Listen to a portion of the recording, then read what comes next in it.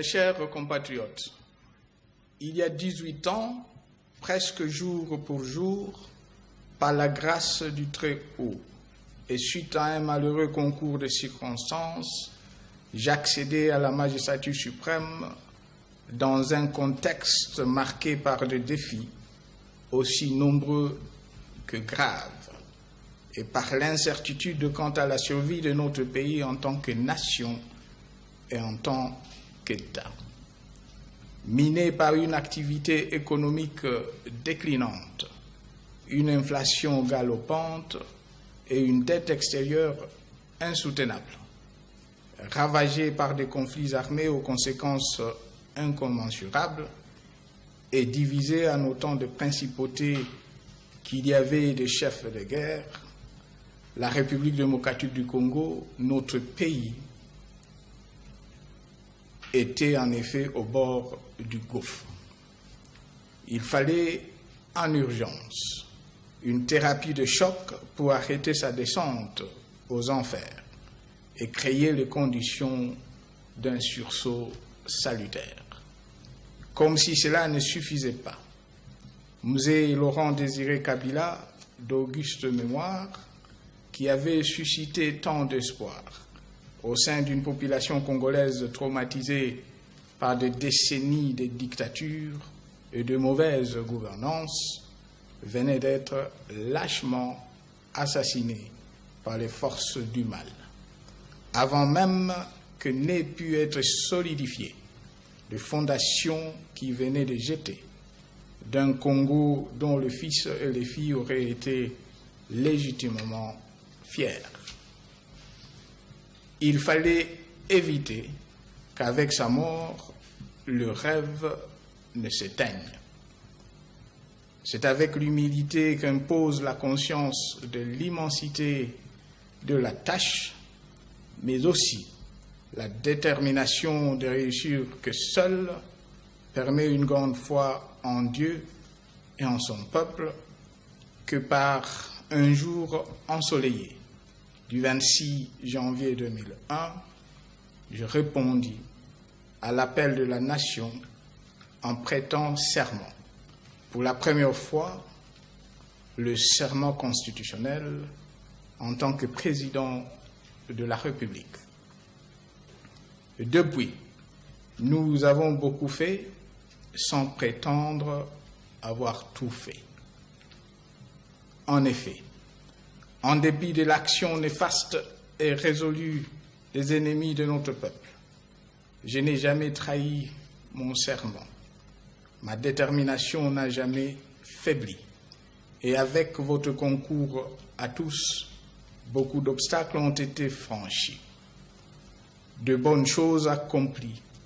Et au regard de là où nous étions il y a une quinzaine d'années, il y a de quoi se réjouir. Ainsi, grâce à la mobilisation sans faille de l'ensemble de notre peuple, au dialogue permanent avec les forces politiques et sociales comme moyen de prévention de conflits et de règlement des différends, à l'action de nos vaillantes forces de défense et de sécurité, chaque jour mieux équipées, plus professionnelles et efficaces, à une diplomatie agissante, à des réformes institutionnelles courageuses, au nombre desquelles la décentralisation et la récente révision du Code minier, et à une politique monétaire et une gestion de finances publiques rigoureuse, le pays a été pacifié et réunifié. L'économie stabilisée puis relancée, la reconstruction engagée, l'accès aux services sociaux de base amélioré et des avancées sans précédent enregistrées en matière de démocratisation et d'instauration de l'état de droit, avec notamment l'organisation régulière des élections libres et démocratiques. La crise de légitimité née de la révocation en 1960 suivi de l'assassinat en janvier 1961 de notre héros national Patrice Emery Lumumba, a ainsi été résorbé grâce à notre action et sous notre leadership. Et le pouvoir a été effectivement rendu au peuple congolais, son dépositaire naturel. Mes chers compatriotes, le 30 décembre dernier, vous avez, pour la 3e fois consécutive, été aux urnes pour élire le président de la République et les députés nationaux, et pour la 2e fois, choisir vos représentants dans les assemblées provinciales. Grâce à votre maturité, les élections se sont déroulées dans le calme, ce dont je vous félicite. Et une première de taille, elles ont été intégralement financées, comme je l'avais promis, sur fonds propres du gouvernement de la République. La souveraineté nationale, l'indépendance de notre pays et la dignité de notre peuple n'ont pas de prix. Elles ont été réaffirmées. C'est un véritable motif de fierté. Elles doivent continuer à être défendues et sauvegardées, autant que doit l'être notre riche diversité culturelle. Ce principe et le respect constituent le fondement de notre nation et le ferment de notre vivre ensemble. Autant nos pères fondateurs et mes prédécesseurs me les ont légués, autant je les lègue à mon successeur. Il en va de la survie de notre pays et de la vitalité de notre peuple. Bien plus, et chose inédite dans l'histoire de notre pays, qui en fait un pionnier en la matière dans la sous-région de l'Afrique centrale. Les scrutins du 30 décembre ont, comme je m'y étais engagé, ouvert la voie à un transfert pacifique et civilisé de pouvoir entre un chef d'État élu sortant et un chef d'État élu entrant. Rêve devenu réalité. Un pari de plus gagné. Il en est en outre symptomatique de la cristallisation croissante de la culture démocratique dans notre pays, que l'heureux élu, bénéficiaire de cette alternance historique au sommet de l'État, est issu de l'opposition. C'est le lieu pour moi de réitérer en votre nom comme en mon nom propre nos félicitations ainsi que nos vœux de plein succès au président élu, M. Félix Antoine Tshisekedi Tshilombo. Qu'il soit assuré de pouvoir compter sur moi chaque fois qu'il le souhaitera et que l'intérêt du pays l'exigera. Je le dis avec d'autant plus de force que, dans le choix fait par le souverain primaire de ne pas faire coïncider la majorité présidentielle et la majorité parlementaire, je lis non pas un appel à la cohabitation, mais une exhortation pressante de leaders politiques à regarder dans la même direction, à coaliser leurs efforts et à travailler ensemble pour la satisfaction des besoins de la population et le bien de la nation.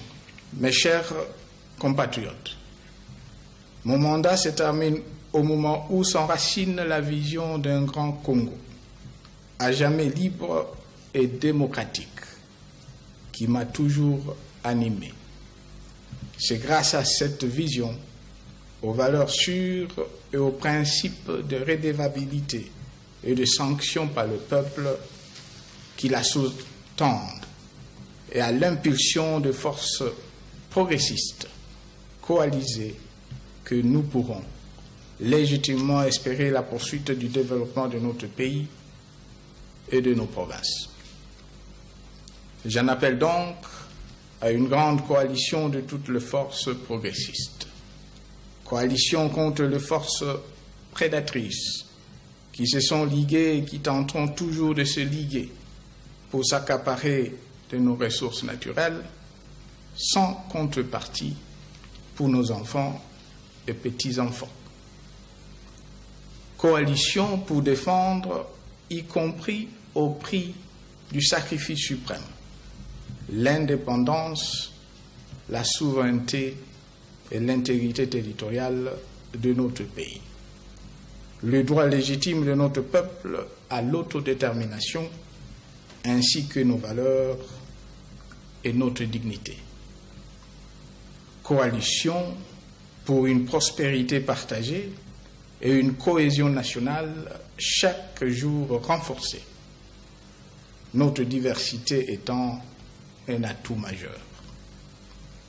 Coalition enfin pour parfaire les chantiers en cours et pour en ouvrir d'autres, plus ambitieux encore dans les domaines des infrastructures, du développement agricole, de transformation locale de nos ressources naturelles, de renforcement de notre leadership sur le continent, autant que sur le marché mondial des minerais stratégiques. Bref, une coalition pour un Congo fort et prospère, havre de paix, facteur de stabilité régionale et locomotive du développement de l'Afrique. Mes chers compatriotes, la liberté, la démocratie, le bien-être et le développement sont des quêtes permanentes.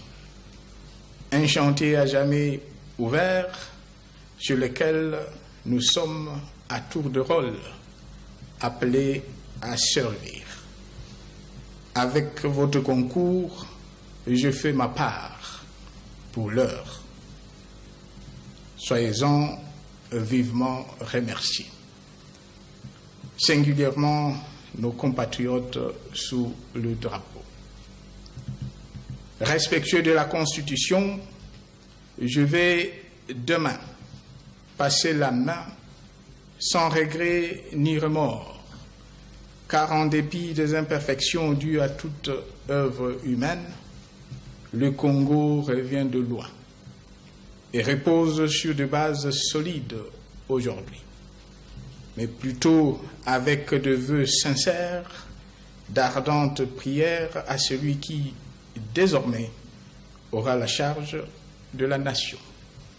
Je vous invite à le soutenir massivement, comme vous m'avez accompagné et soutenu tout au long des 18 dernières années. Cet appel s'adresse particulièrement à notre jeunesse, avenir du pays. Face aux difficultés de la vie, à l'angoisse et aux doutes que souvent celle-ci suscite, qu'elle se souvienne que rien n'est impossible à celui ou celle qui croit en Dieu, en son pays et en lui-même, qui ose entreprendre et qui cultive la discipline personnelle et l'effort en groupe. En témoigne le jeune homme assermenté le 26 janvier 2001, aujourd'hui grisonnant. Que Dieu bénisse la République démocratique du Congo. Mes chers compatriotes, je vous remercie.